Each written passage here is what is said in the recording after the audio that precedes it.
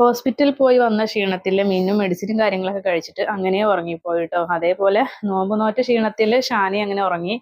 അപ്പൊ ആ ഒരു സമയം ഞാൻ എൻ്റെ ബാക്കിയുള്ള പരിപാടിയിലേക്ക് കടന്നു കേട്ടോ. അപ്പൊ അത് തലേ ദിവസം നമ്മൾ ബാക്കി വന്ന ഫുഡ്സ് കാര്യങ്ങളൊക്കെയാണ് കേട്ടോ. അത് ഫ്രഷ് ആണ് കേട്ടോ. പിന്നെ ഇത് ഞാൻ ബീഫിക്ക് കട്ട് ചെയ്ത് വെച്ച ഉള്ളിയും തക്കാളിയൊക്കെ വേഗം മാറ്റി വെച്ചതാണ്. അപ്പൊ ഇന്നിതാ ഇതുപോലെ തണ്ണിമത്തന് കുറച്ച് കട്ട് ചെയ്ത് വെക്കണം. അതേപോലെ ഷാന മുന്തിരി ജ്യൂസ് കുടിക്കാത്തത് കൊണ്ട് തന്നെ ഷാനക്ക് ജ്യൂസ് അടിക്കും വേണം.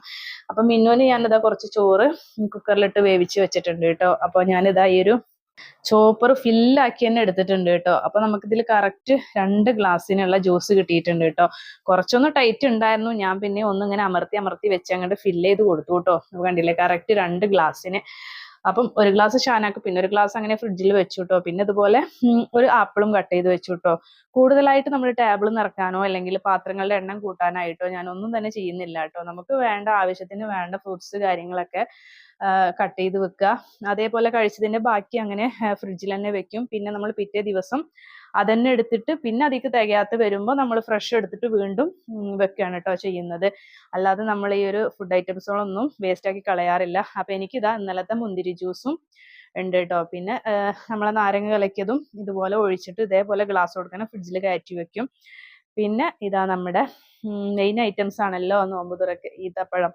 അപ്പം ഞാൻ ആ ഒരു സമയത്ത് ഒരേ ഒരു ഈത്തപ്പഴേ കഴിക്കാറുള്ളൂ കേട്ടോ. ഷാന 3ഉം 4ഉം 5ഉം ഒക്കെ ഇങ്ങനെ ഇരുന്ന് ഇങ്ങനെ കഴിച്ചു പോകും കേട്ടോ. അത്ര ഇഷ്ടമാണ് അവൾക്ക് ഈത്തപ്പഴം. പിന്നെ അത് കഴിഞ്ഞിട്ട് ഇതാ കുറച്ച് പാത്രങ്ങളൊക്കെ ഉണ്ടായിരുന്നു. കഴിച്ചു കഴിഞ്ഞാൽ നോമ്പ് തുറക്ക് ശേഷമൊക്കെ പാത്രങ്ങൾ വരും. അപ്പൊ ആയത് വേഗം കണ്ട് കഴുകിയെടുത്തതാണ് കേട്ടോ. ഇത്തിരി ഉഷാറൊക്കെ ഉണ്ടെന്ന് തോന്നിയിട്ട് അങ്ങനെ എടുത്ത് കഴുകുന്നതാണ് കേട്ടോ. പിന്നെ അതൊക്കെ കഴിഞ്ഞ് ബാങ്ക് വിളിച്ച് ഞങ്ങളിതാ നോമ്പ് തുറക്കി ഇരിക്കുകയാണ്. അപ്പൊ ഇന്ന് നമ്മൾ എണ്ണക്കടി ഒന്നും വാങ്ങിച്ചിട്ടില്ല കേട്ടോ. ജസ്റ്റ് ഇത്രയും ഐറ്റം വെച്ചിട്ട് തന്നെയാണ് നോമ്പ് തുറന്നത്.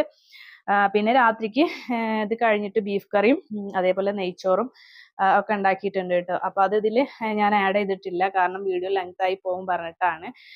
അപ്പൊ അത് അൽഹംദുലില്ലാഹ് നമ്മുടെ 4ാമത്തെ നോമ്പും അങ്ങനെ ഇവിടെ കഴിഞ്ഞിരിക്കുകയാണ്. അപ്പൊ മിന്നു ഇവിടെ ടേബിളിന്റെ അടിയിൽ കിടന്ന് കളിക്കുന്നുണ്ട് കേട്ടോ. അതാ ഞാൻ ഇടയിൽ ഇങ്ങനെ നോക്കുന്നത്. അവൾക്കിടയ്ക്ക് ഇങ്ങനെ ഫ്രൂട്ട്സ് ഒക്കെ ഇങ്ങനെ കൊടുക്കുന്നുണ്ട്. അവൾ അതിന് താഴോട്ട് വരുന്നില്ല കേട്ടോ. അപ്പൊ ഇൻഷാ അല്ലാഹ് നെക്സ്റ്റ് നല്ലൊരു വീഡിയോ ആയിട്ട് വരുന്നത് വരേക്കും ബൈ.